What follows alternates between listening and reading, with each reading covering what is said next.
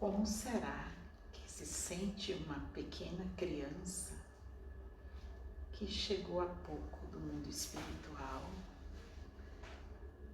para quem tudo é um convite, uma novidade, uma nova experiência, e que ao mesmo tempo se sente confiante de que seus pais velam por ela, pela sua segurança e sua exploração da vida de uma forma positiva, amorosa e criativa. Como será estar num mundo assim,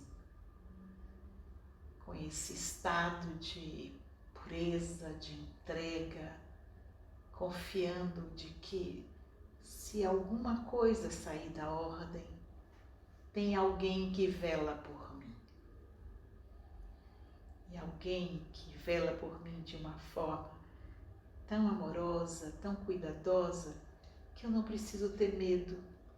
Eu não preciso deixar com que o medo me retenha, me impeça. Eu posso ir ao mundo confiando de que alguém que vela por mim estará atento para algum movimento que possa me trazer algum desconforto, alguma situação até de risco. Por um momento, vamos nos colocar no lugar de uma criança que se sinta assim. Cheguei na Terra, ela é linda. Que lugar lindo que é este planeta. Para todo lugar onde olhamos, uma beleza mais cativante, mais exuberante. E isso é a prática de um convite para que possamos ir ao encontro de toda essa beleza. Então chegamos aqui e tudo à nossa volta que foi posto por Deus na Terra nos convida ao encontro. E nessa arquitetura de convite contínuo, temos nossos pais velando por nós e temos também um anjo velando por nós. Que experiência tão maravilhosamente articulada, porque se os nossos pais não estão podendo ver, o anjo pode segredar a eles a necessidade de cuidar um pouquinho mais de alguma coisa que não esteja visível aos olhos dele. Ou seja, estamos seguros no mundo que me chama, que me convida, porque ele é belo, colorido, amoroso e terno. Esse é o mundo que Deus deu para nós.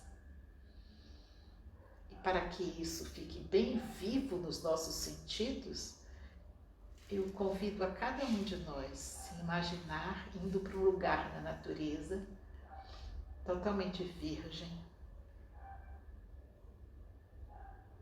totalmente ainda sob as leis de Deus. E por um momento contemple este lugar. As flores, os pássaros, as gramas, as árvores, as nuvens, as águas. Quanta coisa maravilhosa nos convidando para nos expressarmos em fluxo, sem medo, com liberdade. Porque alguém vela por nós. E vamos parar um momento nesta frase. Alguém vela por mim. Fala isso para você mesmo escutar. Alguém vela por mim. Imagine seu anjo e você falando isso e sentindo a presença dele, que sorri para você. Ele diz: sempre estarei, sempre estive e sempre estarei. Repita novamente essa frase: alguém vela por mim.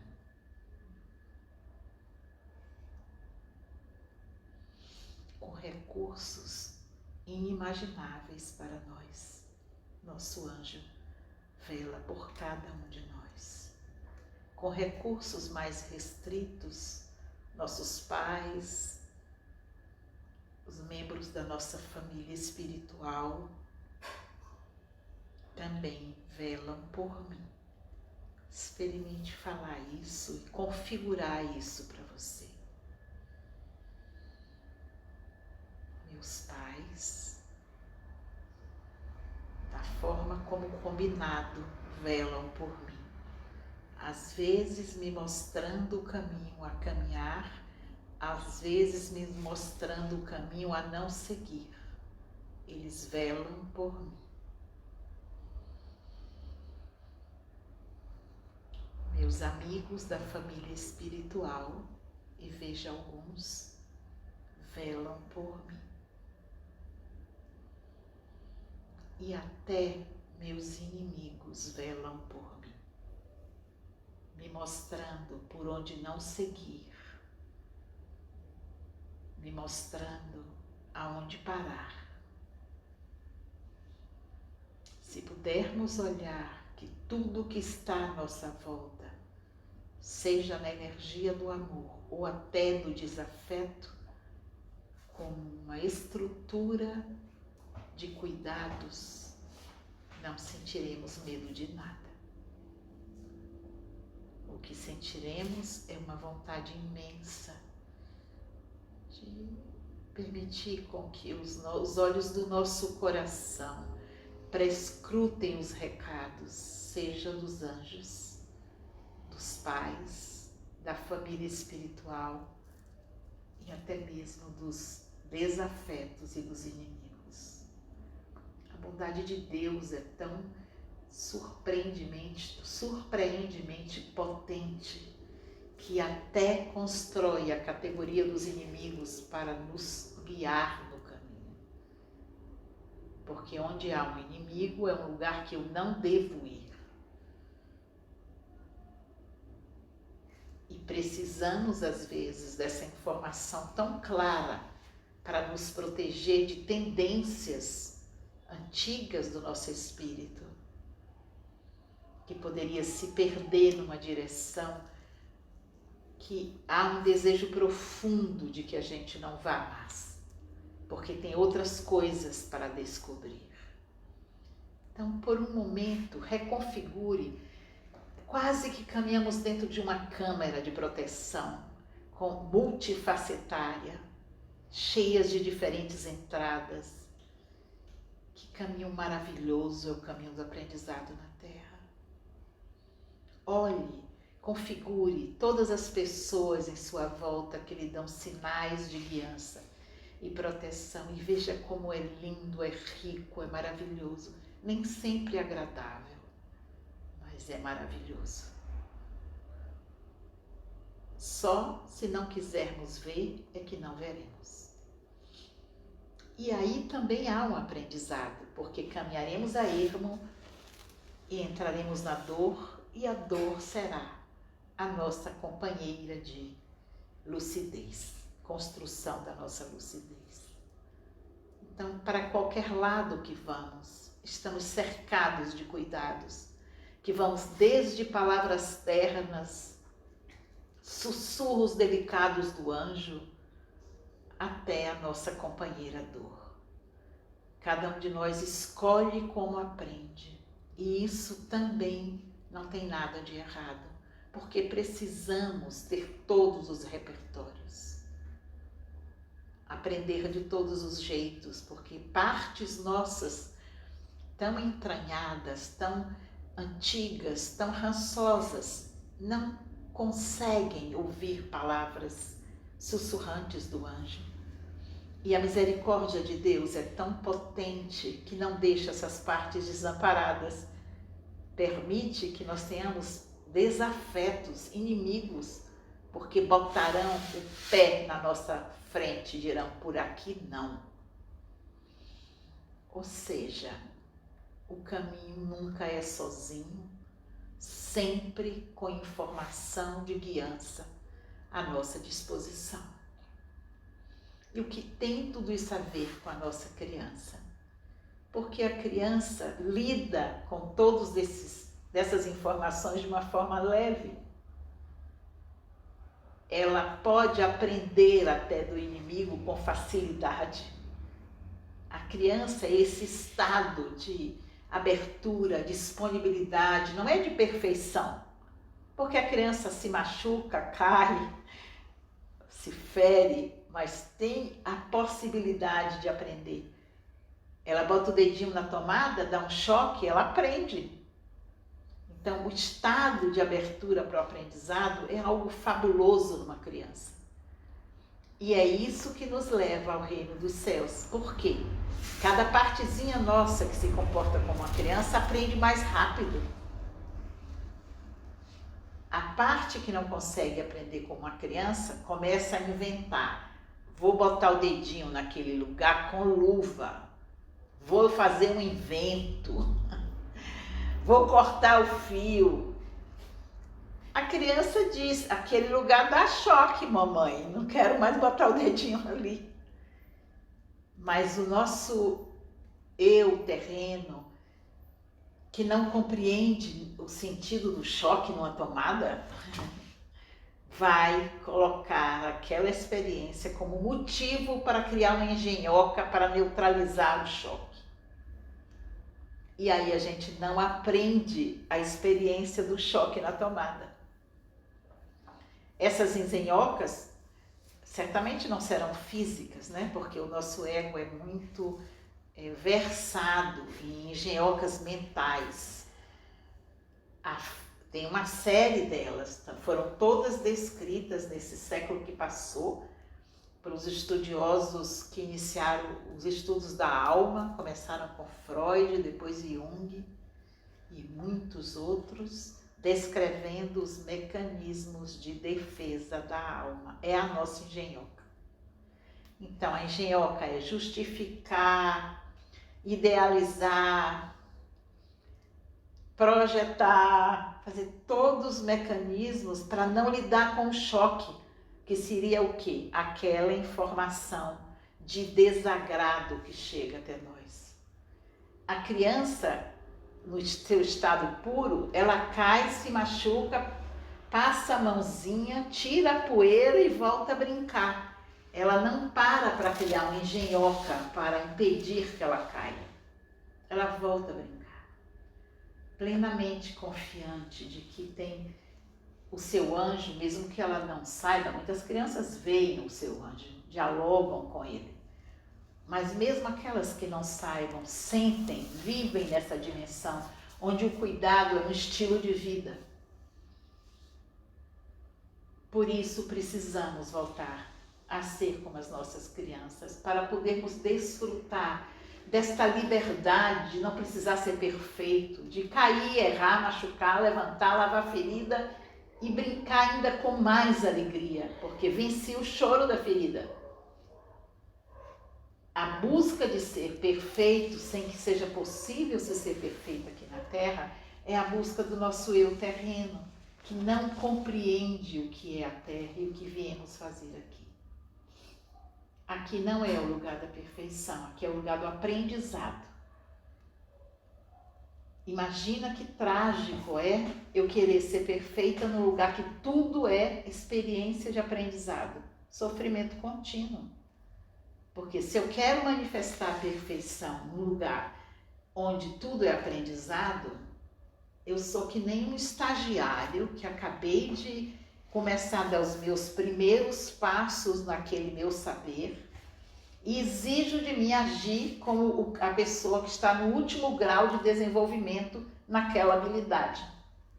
Então é como se eu não pudesse compreender que a experiência da Terra é a experiência do estágio, do pré-acerto, da descoberta, da liberdade.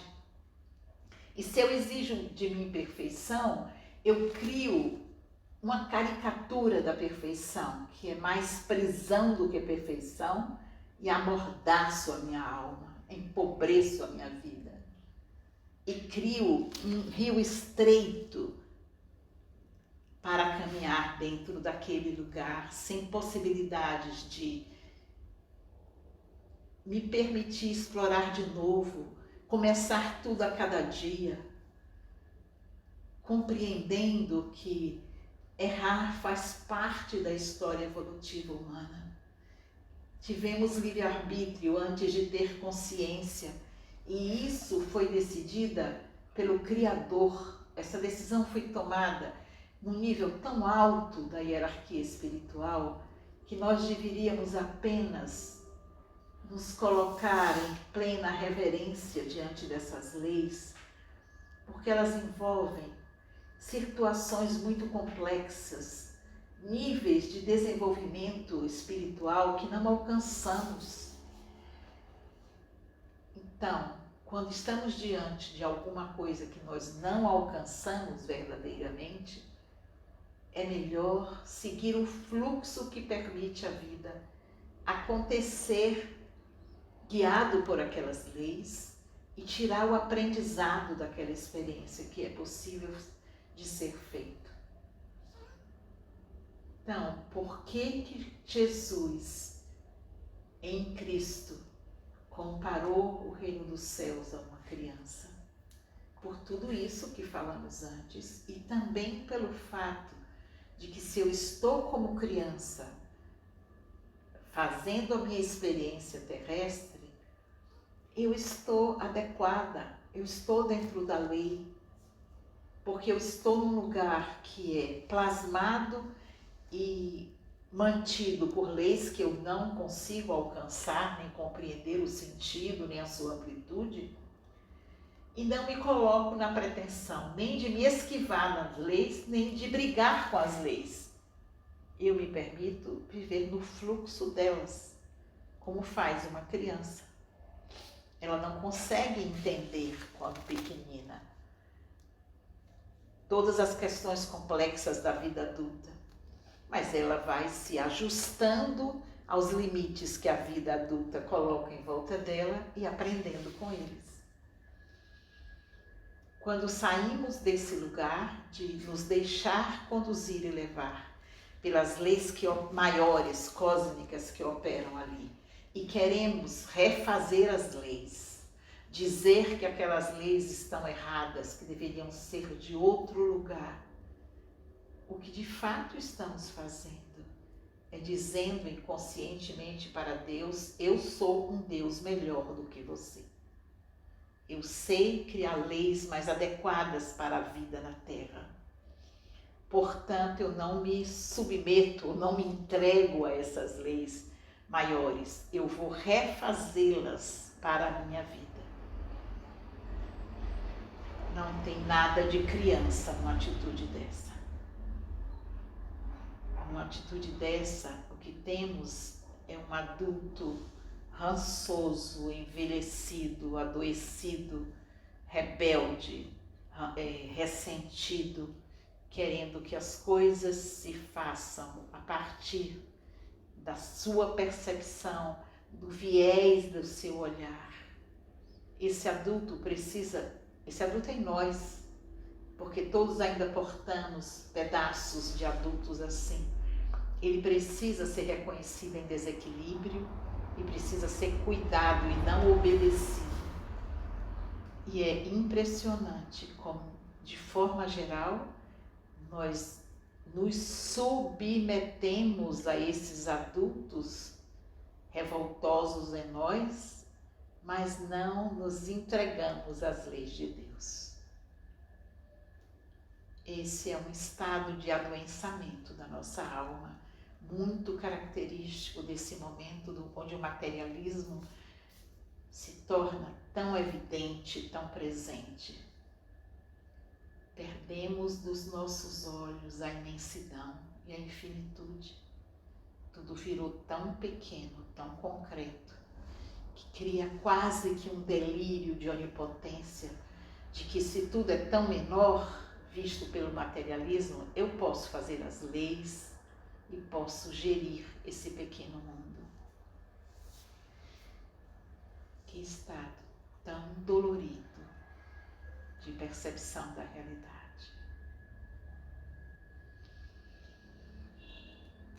Peço a todos que venham ouvir essa reflexão, que possam olhar para as nesgas ainda presentes deste olhar em nossos corações.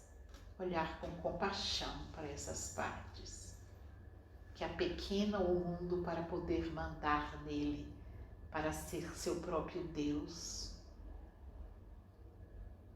e fogem da convivência com a imensidão. Olhemos para essas partes em nós, orando por elas, pedindo ao Pai que a misericórdia divina possa envolvê-las, que esse encurtamento do olhar possa ser curado e que possamos ver numa flor uma estrela, num grão de areia um grande sol, compreendendo que nada que parece pequeno aqui na Terra é pequeno, é um ponto e uma esfera gigantesca, do mesmo jeito que pulsando numa gema preciosa dentro da Terra tem a energia de uma estrela. Nas leis que governam as nossas vidas no cotidiano, também temos leis cósmicas ali manifestas. Então vamos olhar com esse olhar de distância, mas de misericórdia, para essas partes em nós que, influenciadas por um materialismo que quase vive no ar já, fomos apequenando a vida, as leis que a regem, colocando ela nas nossas mãos como um jogo de contas e pedindo ao Criador que alargue o nosso olhar, que nos ajude a compreender a amplitude do universo presente no meu dia a dia, nas pequenas escolhas, nos pequenos gestos, em tudo que fazemos. Podemos estar trazendo o céu para a terra ou invadindo o céu com o materialismo, o céu interno nosso, porque o céu externo, graças a Deus, não temos esse poder, mas o céu interno, aquele lugar onde a comunicação com o mundo suprassensível, com o mundo espiritual, amoroso é possível, se não tivermos este cuidado de desintoxicar o nosso olhar da pequenez, de olhar tudo como algo controlável, vamos tornando esse lugar denso, difícil, aonde não sentimos mais essa presença de Deus em nossas vidas, que nos renovam, nos guiam, nos acalentam os dias, especialmente através do trabalho dedicado e anônimo do nosso anjo guardião.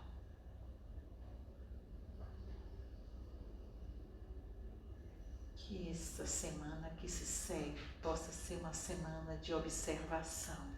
Quem habita meu olhar? O quanto do cosmos, o quanto das estrelas está presente no meu olhar. E se notarmos lugares apequenados, endurecidos, julgadores, críticos, cobradores, que possamos parar antes de fazer a nossa saída do sono e pedirmos a cura do nosso olhar, para que possamos recuperar um olhar de eternidade, de infinitude nos nossos olhos, para cada coisa pequenina que se passe, que se aproxime de nós. Que assim seja.